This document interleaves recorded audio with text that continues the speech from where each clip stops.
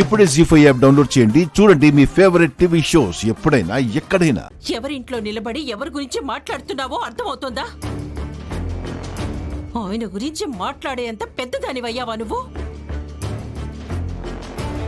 నీ గురించి అడుగుతుంటే దానికి సమాధానం చెప్పకుండా ఇంట్లో వాళ్ళ గురించి మాట్లాడుతున్నావేంటి?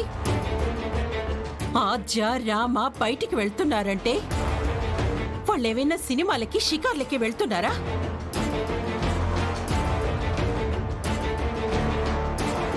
కాలేజ్కి వెళ్తున్నారు, వస్తున్నారు. వాళ్ళు నీలా ఎదురు మాట్లాడటం ఎప్పుడైనా చూసావా? నువ్వు నీ గురించి అడిగిన దానికి సమాధానం చెప్పకుండా ఎవరెవరి గురించో మాట్లాడతావేంటి? ముందు మీ అత్తయ్య అడిగిన దానికి సమాధానం చెప్పు. నీ ఇష్టం నీ ఇంటి దగ్గర, నీ అత్తింట్లో కాదు. నువ్వేం చేసినా ఎక్కడికి వెళ్ళినా మీ అత్తయ్యకి చెప్పే వెళ్ళాలి.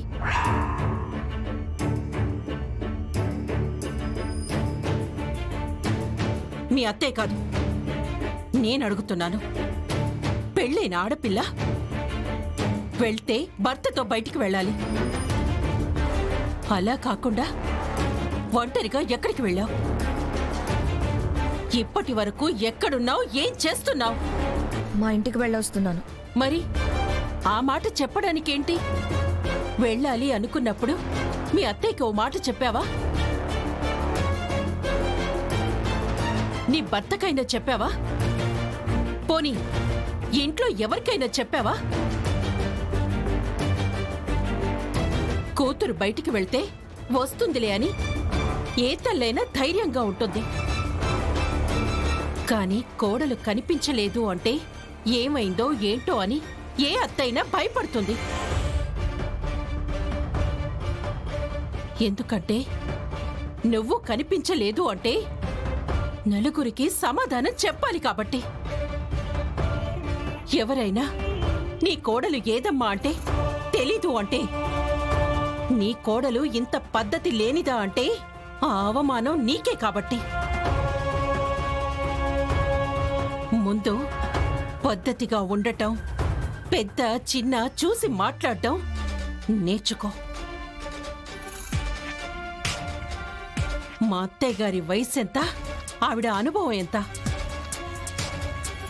ఏ రోజుకి నేను ఆవిడ ముందు తల ఎత్తి మాట్లాడను. అలాంటిది ఆవిడికి నువ్వు ఎదురు మాట్లాడతావా? నువ్విలా మాట్లాడటం ఆయన చూసిండుంటే ప్రాణాలు తీసేవారు. పోన్లే వదినా, చిన్నపిల్ల తెలిసి తెలియక మాట్లాడింది. నేను సర్ది చెప్తానులే. చెప్పు తనకి. తన తరపున నువ్వేగా మీ అన్నయ్యకి హామీ ఇచ్చావు. అందరినీ మంచిగా చూసుకుంటుంది, ఆచ కంటే అందరితో బాగుంటుంది, ఆచని మరిపిస్తుంది అని. తేడా వస్తే రేపు మీ అన్నయ్య చేతిలో కొరడా దెబ్బలు తినాల్సింది నువ్వే. అది గుర్తుపెట్టుకొని తనకి పద్ధతులు నేర్పించు. అలాగే వదినా.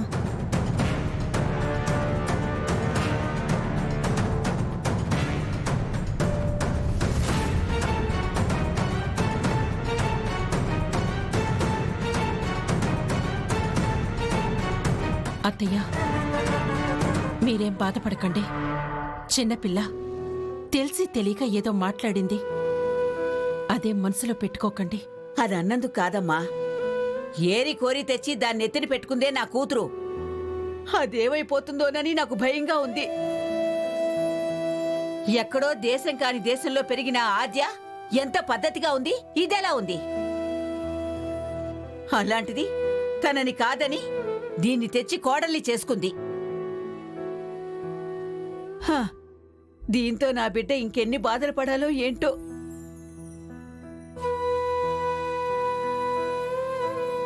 రామలక్ష్మి, నువ్విచ్చిన మాట నిలబెట్టుకునే టైం వచ్చింది.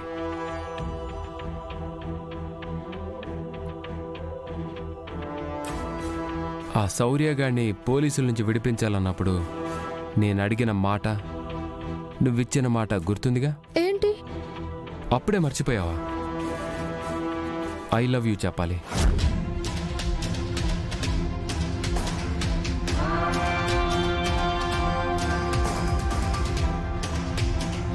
ఇప్పుడా? నేనెప్పుడు అడిగితే అప్పుడు చెప్పాలి. ఓహో. ఏంటి, పని అయిపోయింది కదా, మాట తప్పేద్దాం అనుకుంటున్నావా? ఐ లవ్ యూ చెప్పు.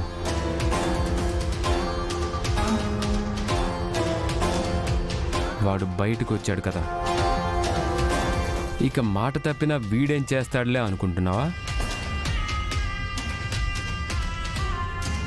చూడు రామలక్ష్మి, నువ్విప్పుడు చెప్పలేదు అంటే నేను నేరుగా మీ నాన్న దగ్గరికి వెళ్ళి వాడు అర్ధరాత్రి ఇంటి ముందు కాపలా గాయడం, నువ్వు వాణ్ణి కలవాలని చూడ్డం, పోలీసులు వాణ్ణి తీసుకెళ్లడం, నువ్వు వాడి కోసం పోలీస్ స్టేషన్కి వెళ్ళడం, వాణ్ణి బయటకు తీసుకురావడానికి నన్ను బ్రతిమిలాడి నాతో అగ్రిమెంట్ చేసుకోవడం, అన్నీ చెప్తాను. నాతో పెళ్ళి అనుకుంటున్నా ఎవడి కోసమో నువ్వు పోలీస్ స్టేషన్కి వెళ్ళావని మీ నాన్నకి తెలిస్తే నీ పరిస్థితి ఏంటి? వద్దు, అలాంటి పని చేయకండి. మరి ఐ లవ్ యూ చెప్పు. మా ఇంట్లో వాళ్ళకి నచ్చినట్టుగా పెళ్లి చేసుకుంటానని చెప్పానుగా. అదెలాగో జరుగుతుంది, ఇది వేరు. నువ్వు చెప్పాలి, నేను వినాలి. చెప్పు చెప్పు రామలక్ష్మి, మాటిచ్చావు. మాట తప్పితే మీ నాన్నకు అంతా తెలిసిపోతుంది. చెప్పు రామలక్ష్మి, త్వరగా. Ramalakshmi, I love you. హా? నువ్వు చెప్పింది నీకైనా వినిపించిందా? పెద్దగా చెప్పు, అక్కడున్న వాడికి వినిపించాలి.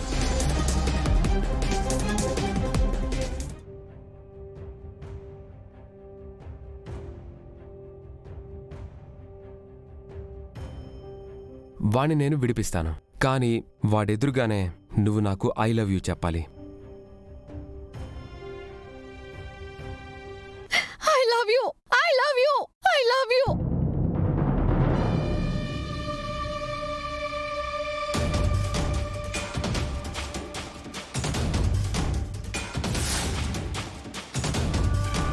జీ5 యాప్ డౌన్లోడ్ చేసి అన్ని ఎపిసోడ్స్ పూర్తి ఉచితంగా చూడండి.